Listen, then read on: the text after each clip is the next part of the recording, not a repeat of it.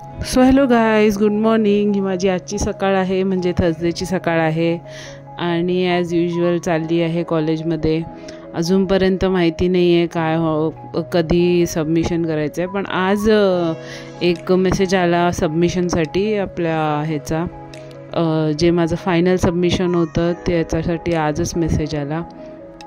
So yes, आज सांगितलं की सॅटर्डेला सबमिशनला जायचं आहे. तो सॅटर्डेला फायनल सबमिशन होणार आहे. आणि आता मी निघाली आहे स्टेशनला, म्हणजे माझ्या ठाकुर्ली स्टेशनला जाण्यासाठी. आणि आता गाडी पकडणार आहे.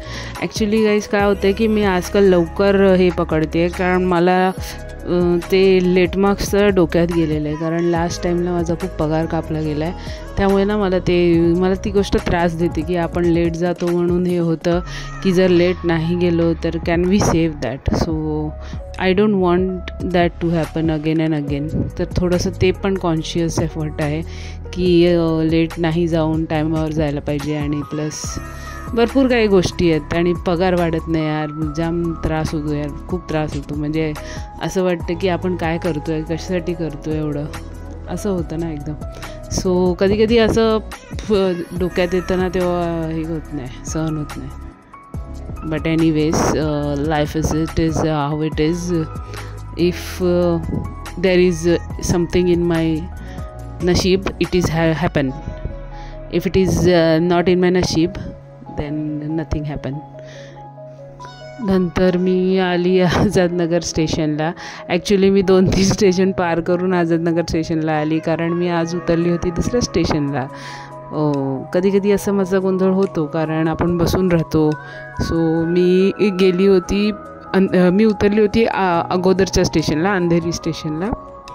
अंधेरीवरून बॅक टू पवेलियन आली मी माझ्या स्टेशनला, म्हणजे आझादनगर मेट्रो स्टेशनला. आणि आता मी निघाली आहे माझ्या ऑफिसकडे जाण्यासाठी. एवढा सगळा गोंधळ गडबडीमध्ये पण मला ऑफिसमध्ये जायला उशीर नाही झाला गाईस, कारण सब दर्द की दवा एक ही है, जल्दी घर से निकलो और जल्दी गाडी पकडो. म्हणजे किती पण लेट झालं आणि कुठे पण गोंधळलो तरी पण आपल्या हातात टाईम हा असतो. सो येस, ते मला रिअलायझेशन तेव्हा झालं. सो इट इज बेटर की आपण लवकरच निघून जावं. सो या, आणि आता निघाली आहे कॉलेजकडे जाण्यासाठी.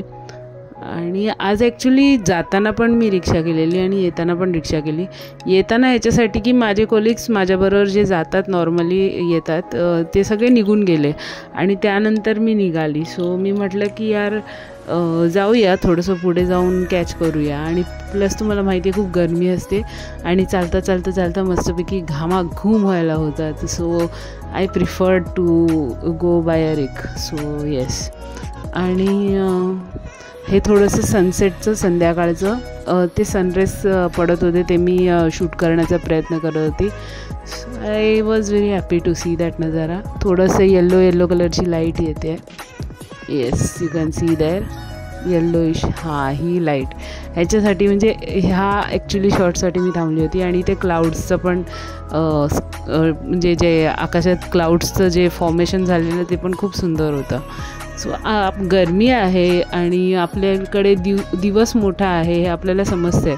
कारण नॉर्मली जे 6:30 वाजता अंधार पडायचा आम्ही निघताना 6:15ला, तो आता एवढा लवकर अंधार नाही पडत आहे. सो मला कळतं आहे की आमचे दिवस लॉंगर आहेत. सो कारण हे ऑफकोर्स समरचे दिवस आहेत का, कारण गरमीचे दिवस आहेत.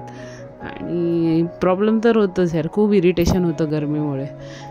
आणि त्याच्यानंतर मी पोचली आहे मंजुलिकाच्या दरबारात. तुम्ही बघू शकता की मंजुलिकाचा दरबार खूपच रिकामा आहे, कारण आज जास्त गर्दी उतरली नाही आहे माझ्याबरोबर. आणि मी ॲक्च्युली आज डोंबिवली लोकलनी आलेली, आणि डोंबिवली लोकलनंतर मी कल्याणची आपली साधी ट्रेन पकडली. म्हणजे कल्याणची AC लोकल नाही पकडली, साधी लोकल पकडली. त्यानंतर मी आली आहे. आणि येस, हा थोडासा डोंबिवली स्टेशनचा नजारा आहे. 2-3 दिवस मला खूप खुशी होते हे स्टेशन बघितल्यानंतर, कारण हे सुरू झालेलं आहे, हे जे एस्केलेटर आहे ते सुरू झालेलं आहे. जे आधी 1-2 आठवडे बंद होतं, त्याच्यानंतर ते रिपेअरिंगला त्यांनी टाकलं आणि नाव it's working fine. Anyways, thanks for watching. Keep subscribing. Thank you.